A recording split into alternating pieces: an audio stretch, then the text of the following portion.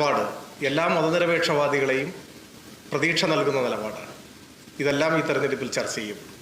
അതുകൊണ്ട് തന്നെ നല്ല ഉറച്ച വിശ്വാസം, ആത്മവിശ്വാസം LDFന് CPIMനുണ്ട്. ഈ തിരഞ്ഞെടുപ്പ് കേരളത്തിലെ LDF ഗവൺമെൻറ്റിൻ്റെ തുടർഭരണത്തിനുള്ള ഒരു നാന്ദിയായി മാറും എന്ന കാര്യത്തിൽ ഞങ്ങൾക്ക് യാതൊരു സംശയവുമില്ല.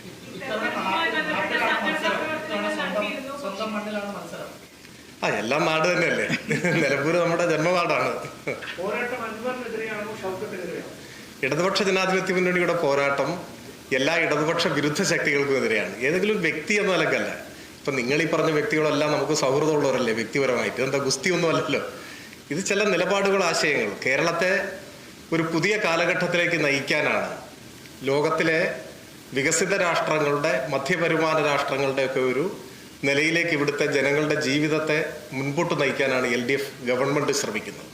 അതിൽ വ്യക്തിപരമായിട്ടുള്ള ഇഷ്ടാനിഷ്ടങ്ങൾക്കോ അങ്ങനെയൊന്നും നമ്മൾ ചുരുക്കി കാണാൻ പാടില്ല.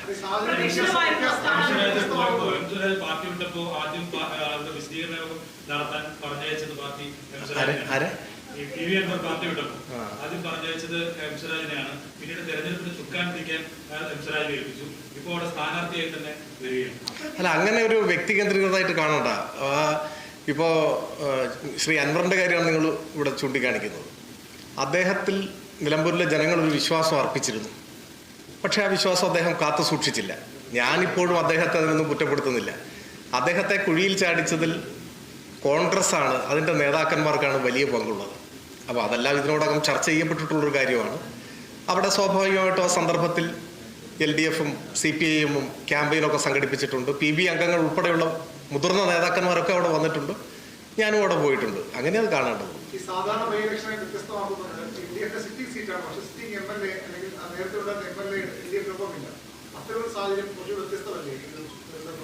അല്ല, അങ്ങനെ ഒരുപാട് വ്യത്യസ്തതകൾ ഉണ്ടാവും ഓരോ തെരഞ്ഞെടുപ്പിലും. ഇതിനങ്ങനെ പ്രത്യേകതയൊന്നുമില്ല. അദ്ദേഹം ഇപ്പം എന്ത് നിലപാടാണ് സ്വീകരിക്കുന്നതെന്നും എനിക്കറിയില്ല. നിങ്ങൾക്കാണ് ഒരു പക്ഷേ അറിയുക.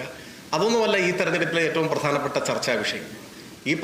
ഈ തെരഞ്ഞെടുപ്പിൽ ഞാൻ വിചാരിക്കുന്നത് പ്രധാനമായും ജനങ്ങൾ ചർച്ച ചെയ്യുന്നത് ഈ കേരളം കൂടുതൽ അഭിവൃദ്ധിപ്പെടണം. അതിന് ഈ ഗവൺമെൻറ് നേതൃത്വം കൊടുക്കുന്ന പ്രവർത്തനങ്ങൾ കൂടുതൽ കരുത്തോടെ മുൻപോട്ട് പോകണം.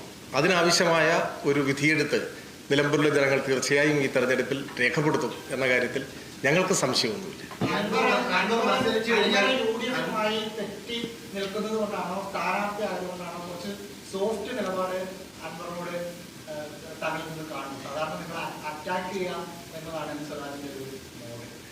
അത് നിങ്ങൾ സൂക്ഷ്മമായി നിരീക്ഷിക്കാത്തതുകൊണ്ടാണ്. നമുക്ക് എല്ലാ മനുഷ്യരോടും സോഫ്റ്റ് നിലപാടല്ലേ. ആശയപരമായ കാര്യങ്ങളിൽ ദൃഢതയുണ്ടാവും, അതിൽ വിട്ടുവീഴ്ച ഉണ്ടാവില്ല. പക്ഷേ വ്യക്തികളെന്ന നിലയിൽ നമുക്ക് ആരോടും ശത്രുതയുണ്ടോ? ആരോടും ശത്രുതയില്ലല്ലോ. എല്ലാവരോടും സാഹോദര്യം, സൗഹൃദം, അത്രയല്ലേ ഉള്ളൂ.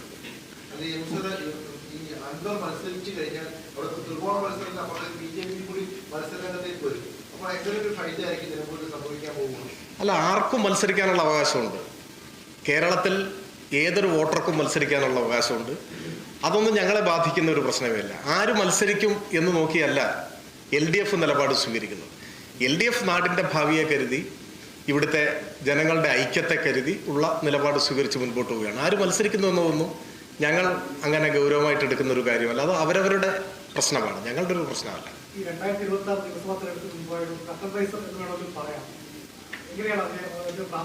അല്ല, അതൊരു ആലങ്കാരിക പ്രയോഗമാണ്. തീർച്ചയായിട്ടും അങ്ങനെ പറയുമല്ലോ. തദ്ദേശ തെരഞ്ഞെടുപ്പിനും അടുത്ത അസംബ്ലി തെരഞ്ഞെടുപ്പിനും മുൻപായി നടക്കുന്ന ഒരു ഉപതെരഞ്ഞെടുപ്പാണ്. ഇനിയൊരു ഉപതെരഞ്ഞെടുപ്പ് നടക്കാൻ സാധ്യതയില്ല.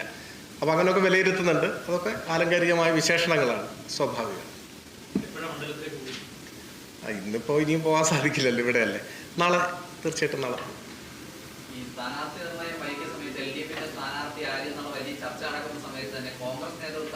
അങ്ങയുടെ ഫോട്ടോയാണ് സോഷ്യൽ മീഡിയയിലിട്ട് കുഞ്ഞാലിയുടെ മണ്ണാണ്, വലിയ വിപ്ലവ മണ്ണാണെന്ന് പറയുന്ന നിലമ്പൂരിലേക്ക് എന്തുകൊണ്ടാണ് പാർട്ടി ചിഹ്നത്തിലേക്ക് ഒരാൾ വരാത്തത്? അവിടെ ചുമതല വഹിക്കുന്ന M. സുരാജ് വരുന്നില്ല എന്നുള്ള തരത്തിലുള്ള ചോദ്യമുണ്ടായിരുന്നു.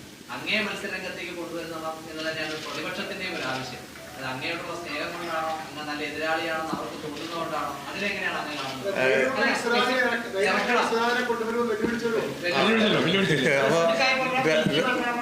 രണ്ട് കാര്യങ്ങളാണ്. ഒന്ന്, LDFന്റെ സ്ഥാനാർത്ഥി നിർണയം വൈകിയിട്ടില്ല. കാരണം ഒരു തെരഞ്ഞെടുപ്പിൽ നമ്മൾ സ്ഥാനാർത്ഥിയെ നിർണയിക്കുന്നത് ഇലക്ഷൻ കമ്മീഷന്റെ നടപടിക്രമങ്ങൾ അനുസരിച്ച് നാമനിർദ്ദേശ പത്രിക സമർപ്പിക്കാനുള്ള അവസാന ദിവസത്തിന് മുൻപ്, അതല്ലേ 2-ാം തീയതിയാണ് എന്ത് തോന്നുന്നു നോമിനേഷൻ സമർപ്പിക്കാനുള്ള അവസാന സമയം. അപ്പോൾ അതിന് മുമ്പ് തീരുമാനിച്ചാൽ മതി. ഞങ്ങൾ മുൻപേ തീരുമാനിച്ച് അറിയിച്ചിട്ടുണ്ട് മാധ്യമങ്ങളെ പോലും. ഞങ്ങളുടെ സംഘടനാ നടപടിക്രമങ്ങൾ പൂർത്തിയാക്കി 30-ാം തീയതി പ്രഖ്യാപിക്കുമെന്നാണ് ഞങ്ങൾ പറഞ്ഞത്. വൈകിട്ടില്ല. 1. 2, നിങ്ങൾ ഈ പറഞ്ഞ പോലെ ചില